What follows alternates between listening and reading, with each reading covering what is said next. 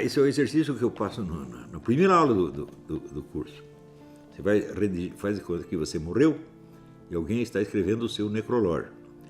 E você vai fazer de conta que nesse necrológio, a pessoa, o personagem do necrológio, que é você mesmo, realizou o que de melhor ela queria na vida. Esquece os defeitos, você conseguiu realizar tudo que você queria de bom. E você vai ser lembrado por isto. O que está lá? Não, eu quero ser lembrado exatamente pelo que eu fiz. Eu eduquei uma pá de gente, essa pá de gente está educando o Brasil.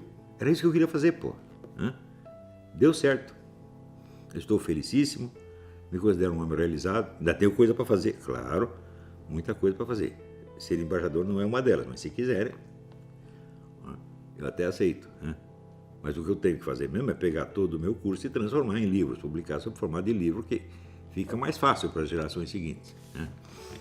Sei lá, quando são 440 aulas, se desse para comprimir isso, digamos, em 30 ou 40 volumes, seria bom. Na verdade, precisa mais. Mas eu estou procurando redatores para me ajudar nisso, porque eu não vou aguentar fazer sozinho. Então, eu ainda tenho serviço para fazer pelos próximos 10 anos. Depois eu posso ter o direito de ficar gagá quando eu quiser. Então, é isso aí. E eu quero ser lembrado exatamente por aquilo que eu fui. Agora, você diz, ele foi ideólogo da direita. Vai merda, pô, qual é? Ideólogo é a mãe, e direita também. A ideóloga é a direita, é a mãe e direita é o cu da mãe. Vocês são um bando de cagões, porra. Eu sou de uma outra época. Na minha época, os jovens não eram assim. Você veja, quando teve o golpe de 64, a gente estava na esquerda, nós éramos estudantes secundaristas na esquerda. Então, um amigo meu, chamado Otto, ele pensou assim, pô, esses caras vão invadir a União Brasileira de Estudantes Secundários, tem lá a ficha de todo mundo, eles vão prender um bocado de gente. O que eu vou fazer? Vou lá pular o muro e sumir com o arquivo. E ele fez isso. O prédio cercado pela polícia, ele foi por trás, pulou, tirou um saco de ficha, queimou tudo. Mais tarde, temos contraparentes nossos que foram presos por causa da guerrilha. Então, a mulher do homem lá chegou para mim e falou, e agora tem um monte de arma escondida lá no quintal, os caras vão pegar, papapá, daí vai dar um puta de um bode. Para quem sobrou ir lá buscar as armas, eu pular o muro, desenterrar as armas, sumir com aquilo. A gente fazia isso normalmente, você está entendendo? Nós não éramos cagões, não éramos covardes como essa juventude de hoje, e tem medo de tudo. Agora, se você ajunta 10 mil covardes, eles ficam perigosos, evidentemente, né? Que é o que você vê hoje, você juntar um monte de covardes da Assembleia Nacional dos Cagões para ver se intimida um homem valente. É isso que acontece. Agora, essa frescura toda de, vamos dizer, horror aos palavrões, eu digo, olha, eu me lembro que nos anos 50 ou 60, havia pessoas que não gostavam, por exemplo, do Nelson Rodrigues, ou do Jorge Amado, ou do Abílio Pereira de Almeida, que era todo esquerdista, evidentemente, porque eles escreviam palavrões. E daí a pequena burguesia, as velhinhas da pequena burguesia, ai que horror! Eu pensei que isso tinha acabado.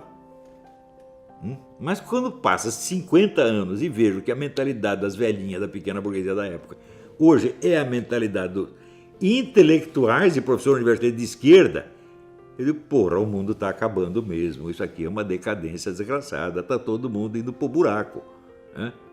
Vem com essa frescura para cima de mim, Não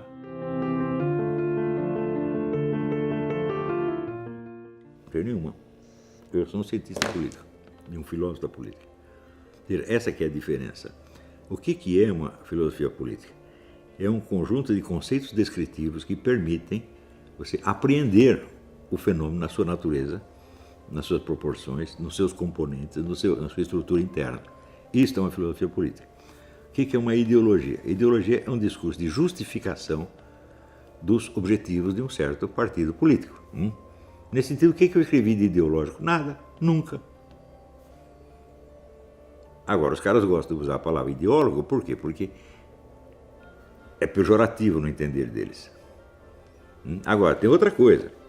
A coisa mais óbvia do mundo é a seguinte, é que qualquer opinião que um filósofo dê sobre o que quer que seja, do dia a dia, do jornal, da política, das artes, etc., depende da filosofia dele.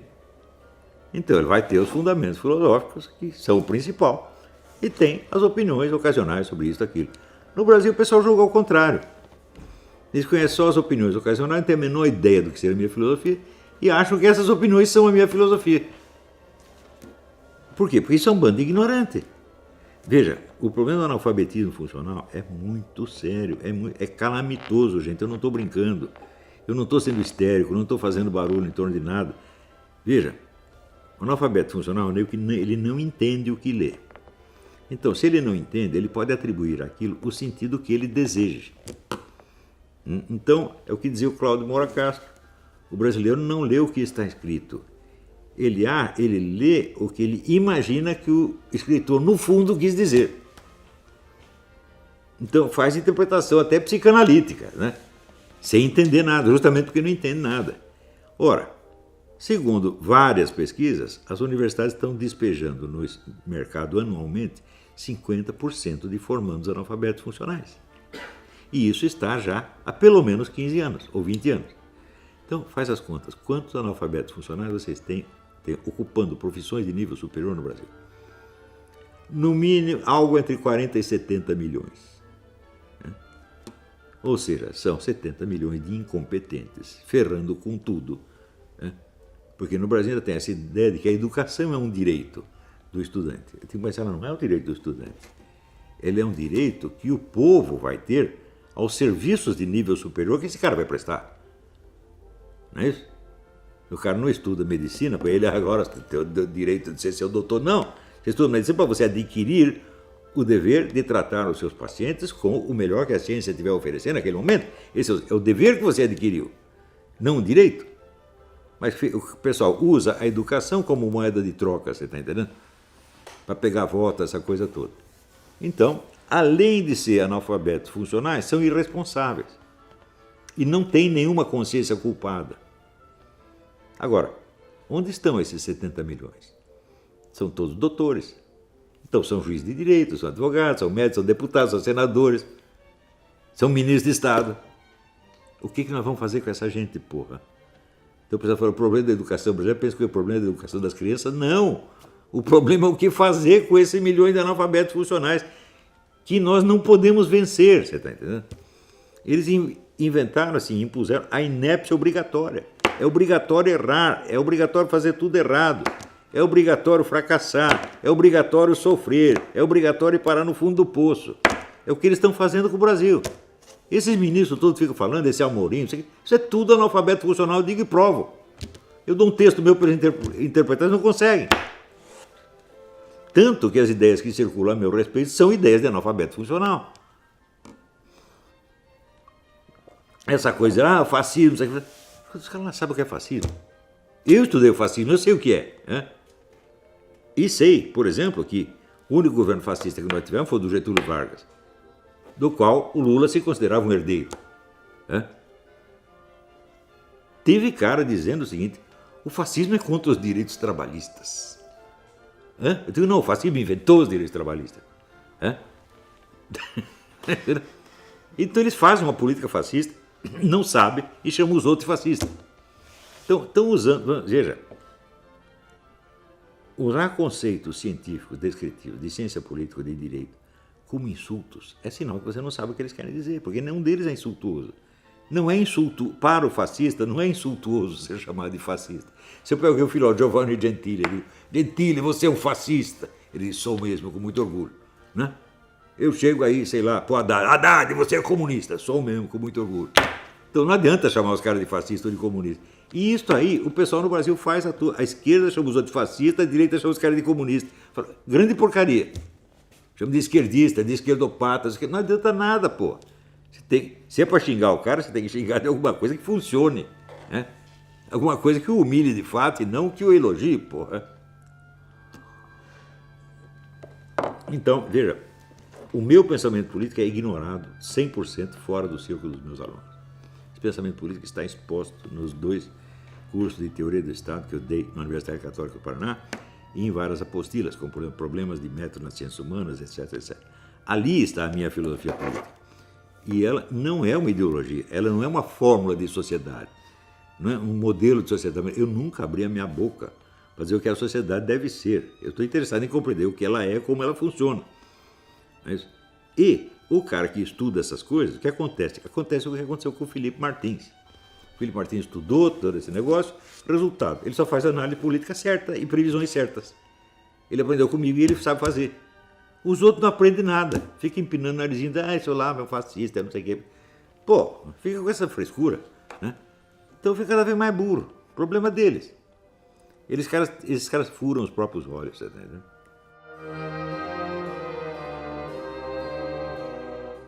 O padre Stanislau Laduzan, sem dúvida, né?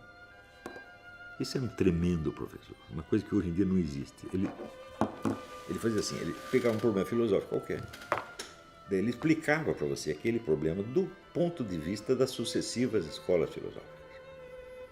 Enquanto ele estava explicando, você dava razão para aquela escola filosófica. Daí passava para outra, ele dizia, não, essa aqui está mais certa. Até chegar hoje, onde ele dava a opinião dele. Tem um professor capaz de fazer isso. Mas nenhum. No Brasil não tem nenhum. Então, isto é um professor de verdade. Porque ele filosofava na sua frente com os elementos que ele pegava da história da filosofia. E você não tem isso. No Brasil, quando você vê as coisas melhores que a universidade prova, são trabalhos escolares. Espécie de análise de texto. Não passa disso.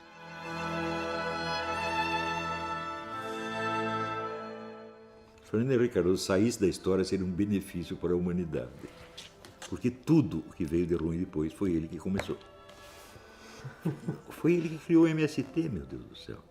Foi ele que abriu o caminho para o Lula. E ele dizendo, você sabe que essa cadeira é sua. Você vê, ele não apoiou nem o sucessor dele, que seria o José Serra. Tanto que ele queria dar o poder para o Lula. Ele é o cara mais petista do que o PT inteiro. E ele diz, eu sou o cara que mais entende de estratégia gramsciana. É verdade. Ele é o discípulo do Antônio Gramsci. Isso aí é mais falso do que uma nota de R$32, tá entendendo?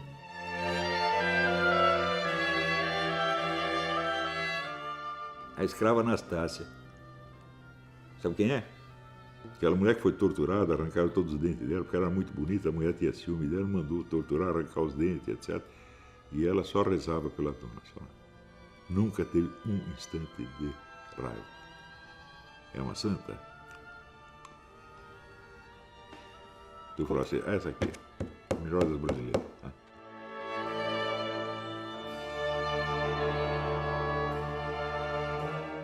Português.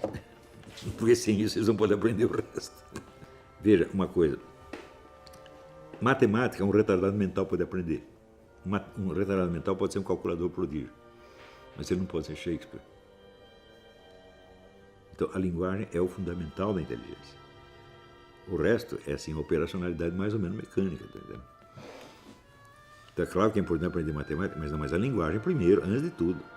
O cara não domina a linguagem, não vai nem entender o livro de matemática, pô.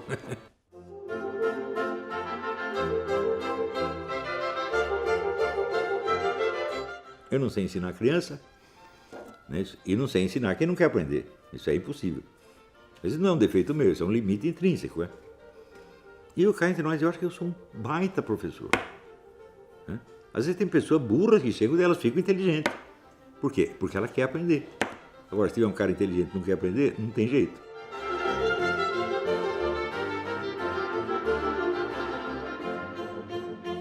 Para os universitários, eu daria o livro do Padre Sertiange, A Vida Intelectual. Esse foi o livro que decidiu a minha vida. Quando eu li aquilo, eu falei, é isso que eu quero ser quando eu crescer.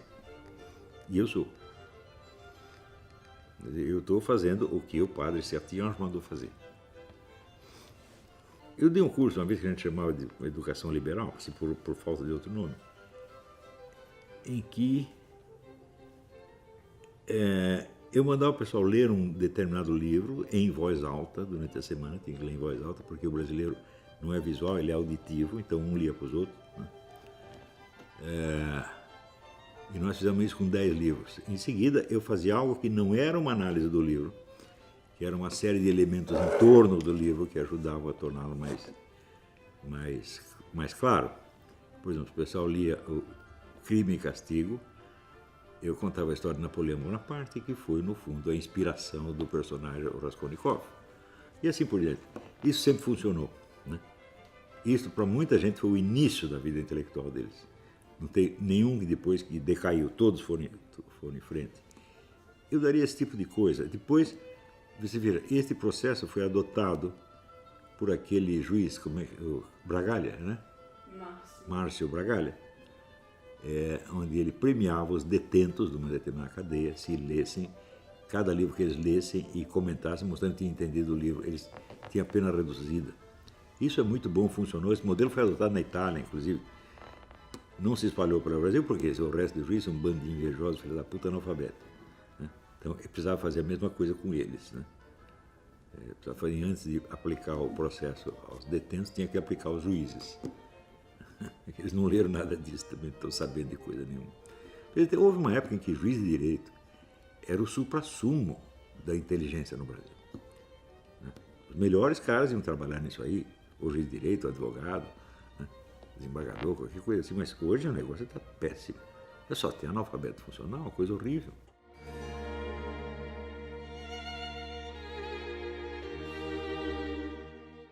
E isso aí está difícil, hein? Porque os piores livros também são documentos valiosos, está entendendo? Não é isso? A gente precisa ler essa coisa. Por exemplo, eu acho a obra de Maquiavel uma inutilidade gigantesca, mas eu não poderia bani-la, porque senão eu não poderia estar dizendo isso. Maquiavel, o pessoal, todos os políticos, cientistas políticos adoram Maquiavel. Eles acham que ele inaugurou a ciência política, não sei o quê. Eu fui estudar o Maquiavel direitinho. Eu descobri que Maquiavel era uma besta quadrada, um coitado. Ele estava sempre do lado perdedor, ele só se ferrava. Ele não entendia nada de política, absolutamente nada. Terminou a vida vivendo da caridade dos seus inimigos. Falei, vocês querem aprender política com esse cara? Né? Quer dizer, esse é uma coisa, foi uma das minhas grandes decepções que eu tive com a humanidade. Né? Como é que levam esse sujeito a sério? Ele não é mau, como dizer, ele é apenas um idiota. Né? Eu escrevi isso lá, demonstrei isso no meu livro. Agora, os admiradores de Maquiavel ficaram bravos, mas não podem fazer nada, porque o que eu estou dizendo é verdade.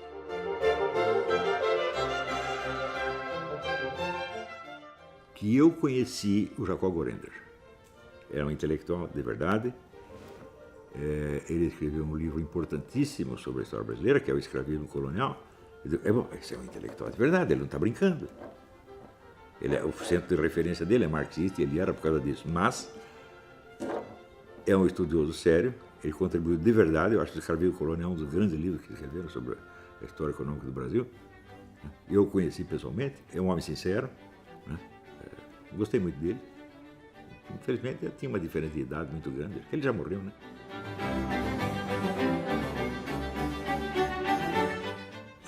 Tem tantos.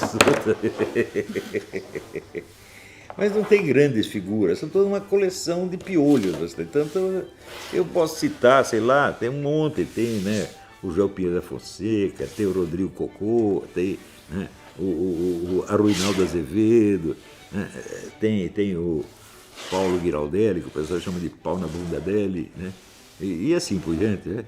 Paulo Giraldelli é o inventor do parto anal.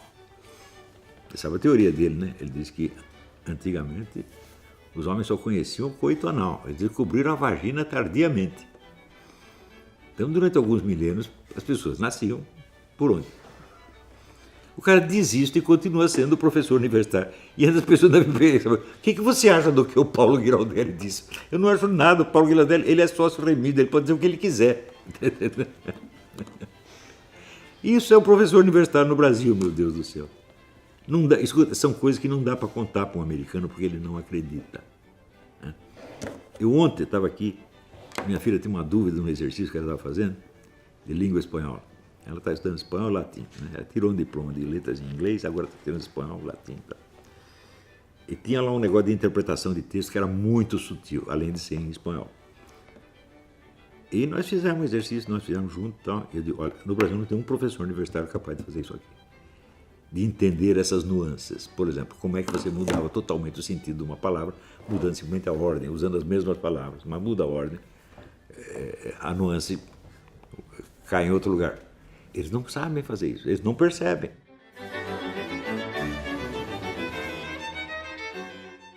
Com a direita eu não sei, mas comigo deveria aprender tudo. Se tivessem me consultado nos anos 70, 80, não teriam feito as buradas que fizeram depois. e o PT ainda teria alguma chance. Porque o PT começou com áreas de um partido trabalhista. Ele não era um partido trabalhista, ele era um partido comunista, mas com áreas de partido trabalhista.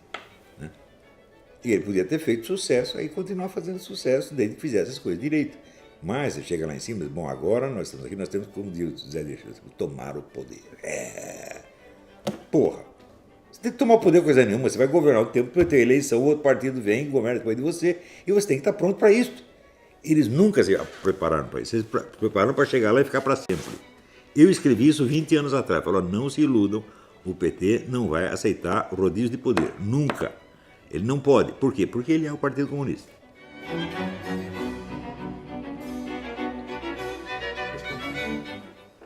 Ah, tem muita coisa. A primeira coisa é a seguinte, tem que organizar militância, meu Deus do céu.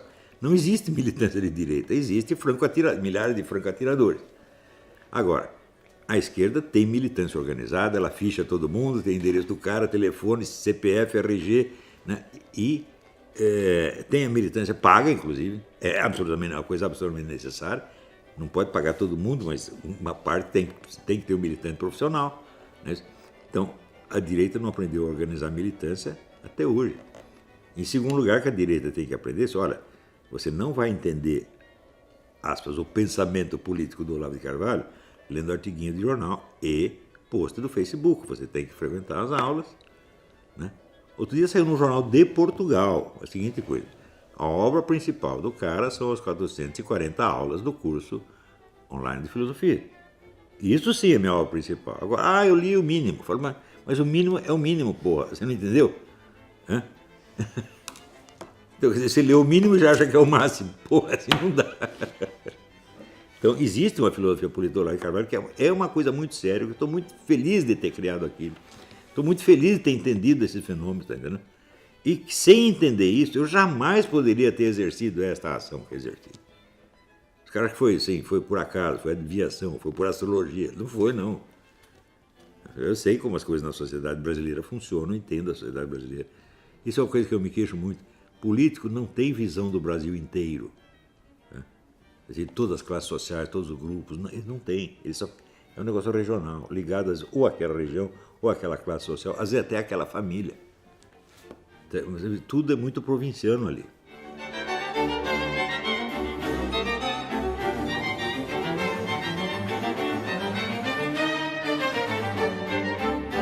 Não. A direita brasileira já escolheu o Bolsonaro, que é um homem muito equilibrado, muito sensacional, um homem bom de coração. Não é nada do que os caras estão falando, mas absolutamente nada. Tá certo? Mas não, ele fez apologia da tortura. O que eu vi foi ele defender um acusado de tortura, isso sim. O cara era amigo dele e tem direito de defender. Você está dizendo que ele foi torturador, eu digo que não foi. Agora, você defender o sujeito de uma acusação de crime é fazer apologia do mesmo crime? Né? Se o crime fosse bom, não precisaria defender o Ustra, meu Deus do céu. Né? Então, eu acho que a direita brasileira não é propensa, embora haja pessoas radicais no meio, mas são tão poucas, tão fracas. Né? Esses caras que querem... Faz bravata, na verdade. Né? Não, eu vou pegar os comuns, bater todo mundo, e não vai fazer nada, são coitados.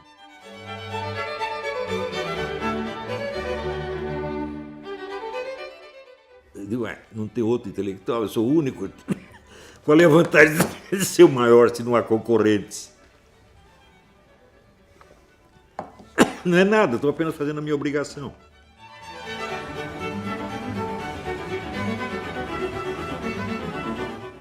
Mas tomar no cu. O que eu responder uma estupidez dessa?